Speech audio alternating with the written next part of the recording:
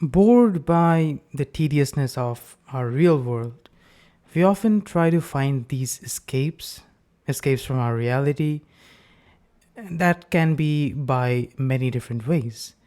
Some like to pursue music, some find their escape through expressing themselves via some art.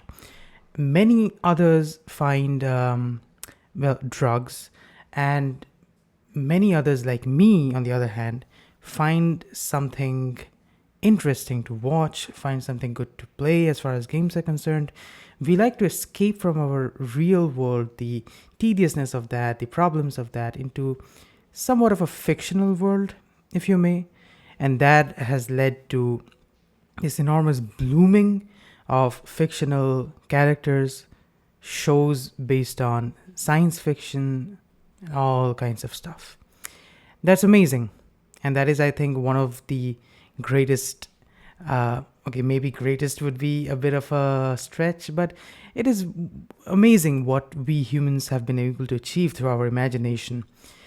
What the creators of these works of art, they have been able to fathom up in their minds and really produce such incredibly interesting characters, such incredibly interesting stories, these fictional characters, fictional stories, and we, as viewers or listeners, we just enjoy them. We are the audience, we enjoy them. And so, what happens is, obviously, inevitably, we kind of, form that link with that fictional character or whoever the protagonist is, or maybe some other fictional character in the story itself, whatever. We try to think in their shoes. We sort of become one with them. We start really liking them, loving them. We become fans of them, go crazy for them. And that basically is what happens over and over and over again when a show, maybe a game, a book, a comic, something of the fictional world clicks with us. Now, obviously, this also goes for non fictional things as well, but I'm talking about the fictional world for a very specific reason here. The very specific reason here is that anything, when done within or up to a certain limit, up to a certain extent, it's good, it's fine, it's amazing. Keep doing it. If it's not hurting others, if it is, not hurting you, yourself, and if it's within manageable levels, do it, go for it. What happens is, when you start crossing that level, when you start crossing that limit, when you start going a little bit of that extra mile for craziness.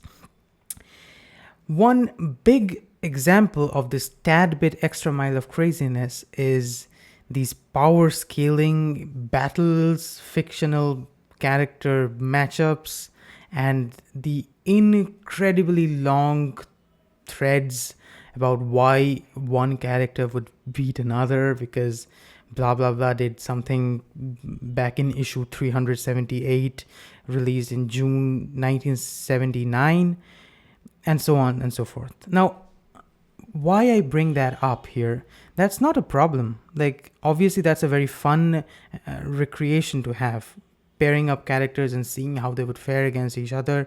Because when you're a fan of these characters, when you are a fan of that fictional world, obviously you would like to explore that fictional world more in your own head, in your own imagination.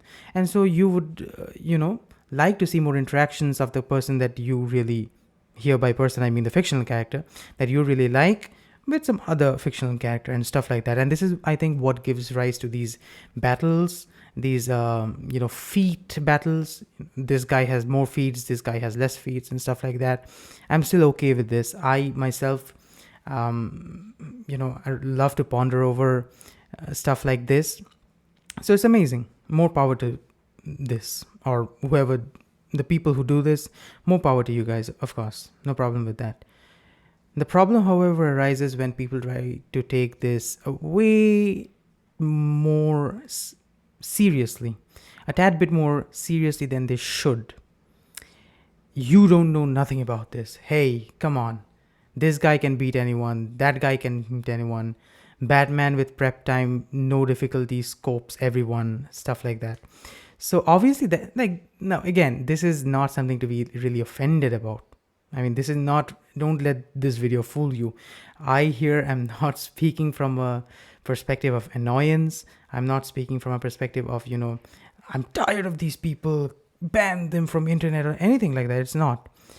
Whatever you do within your forums, or if you find happiness in that, if you find that entertaining, hey, more power to you, brother or sister. But the problem arises when these people kind of forget why they got invested into the character that they're defending in the first place. And I say the character that they're defending, getting interested in that very character for a very specific reason, because people often get mad about characters that they really love getting beaten by some other character that is maybe marginally probably more powerful than the character that that person loves. Stuff like that, okay? I know this video is a little weird, but I just wanted to, like, again, cathartic. I don't expect people to watch this video or anything like that, so this is more of a something for me. So this is where things get interesting and somewhat annoying as well. People forget that these are fictional characters, and you have to treat them as such. Superman versus Goku. Who would win? Anybody the author wants to. At the end of the day, you have to understand that whoever the author wants to will win. And this is something that Stan Lee also said. Stan Lee, the great Marvel creator of so many superheroes, so many fictional characters. He said this, that if I want Spider-Man to win, he will win. If I want the Thing to win, he will win. It is whoever the writer wants to win, that person will win. So at the end of the day, discussions like these really hold not that much of a significance, but then again, you are discussing about fictional characters. So if I am to get very serious, maybe I'm a Generation X person, and I'm like, then why the hell are you even talking about fictional characters in the first place if that has no significance? Like, talking about fictional characters has no significance in real life, so why are you talking about that? So I'm not going to get that stern or strict about that, obviously, because I'm way too interested or invested in many fictional characters and fictional worlds, and that happens to be a recreational outing for me as well from this real world. I really love that. So obviously I'm not talking about that. What I'm talking about is people getting way too worked up on things like this. That is I think I'm striking the right chord. See, and that is why I brought up the first thing in this video about, anything within a certain limit, anything within a certain extent is good.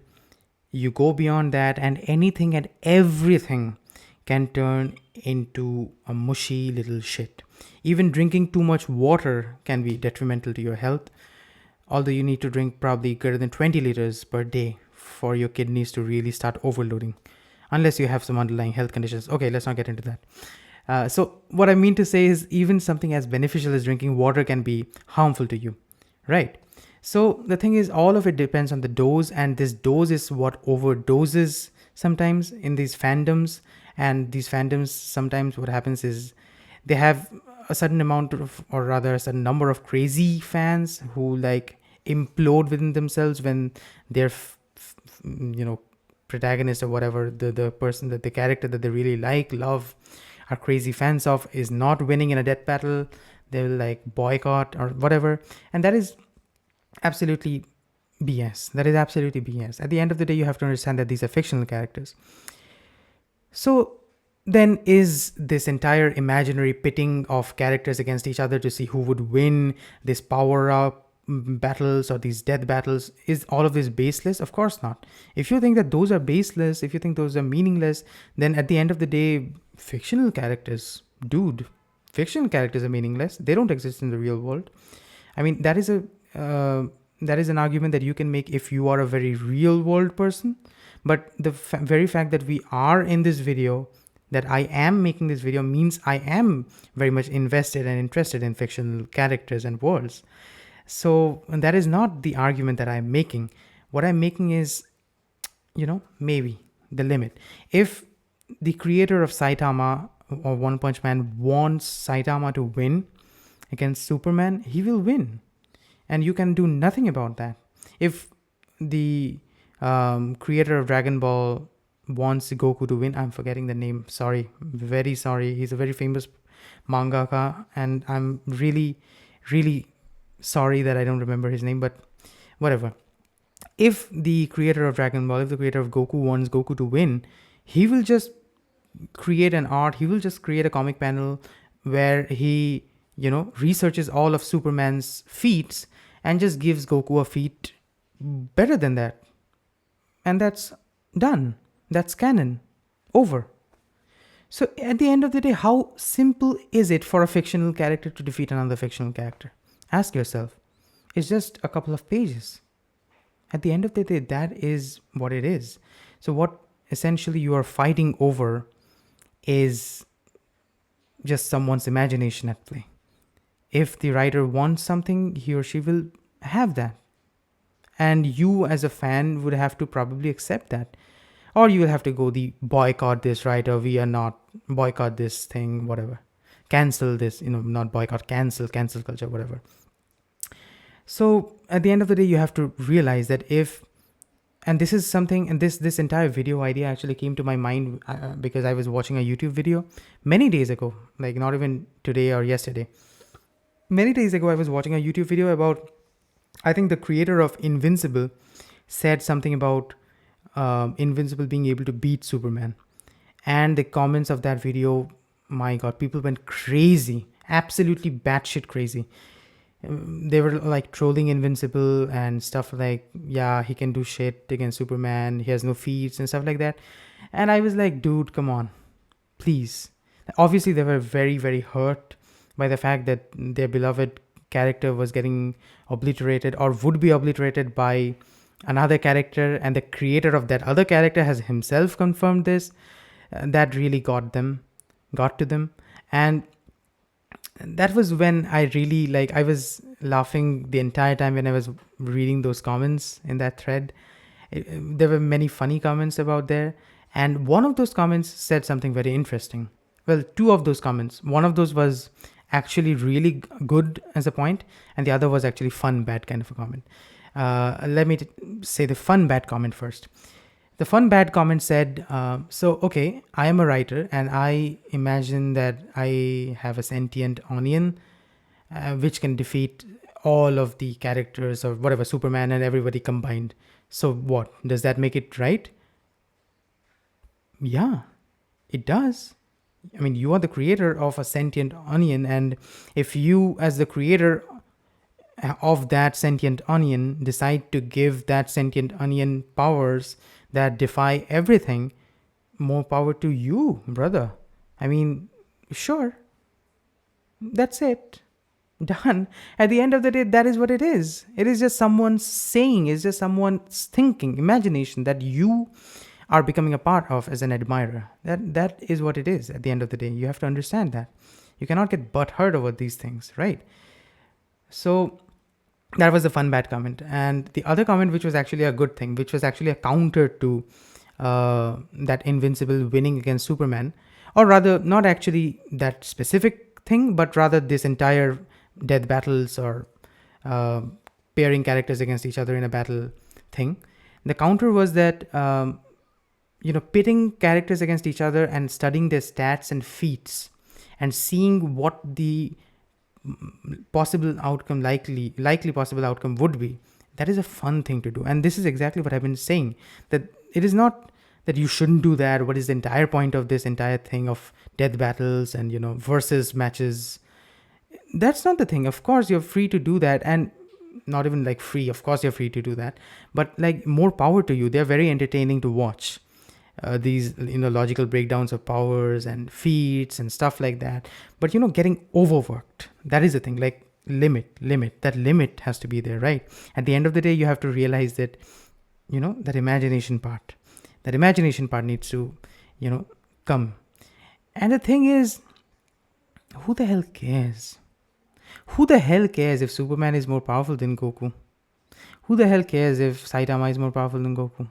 Who the hell cares? I don't. Because at the end of the day, what got you invested in these characters? You have to remember that. That is where many of these fandoms really, you know, Batman with prep time can kill Darkseid. Okay, maybe he can. Who knows? Maybe, yeah, sure. Batman with prep time is completely another can of worms. I'm not even opening that. Oh my god, Batman fans are some of the craziest fans. And this is coming from a Batman fan.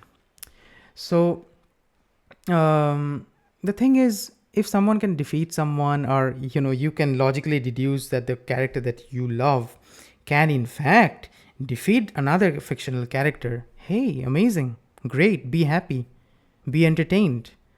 But being butthurt over, come on, man, Superman has more feats than this guy, Superman has more feats than Sentry.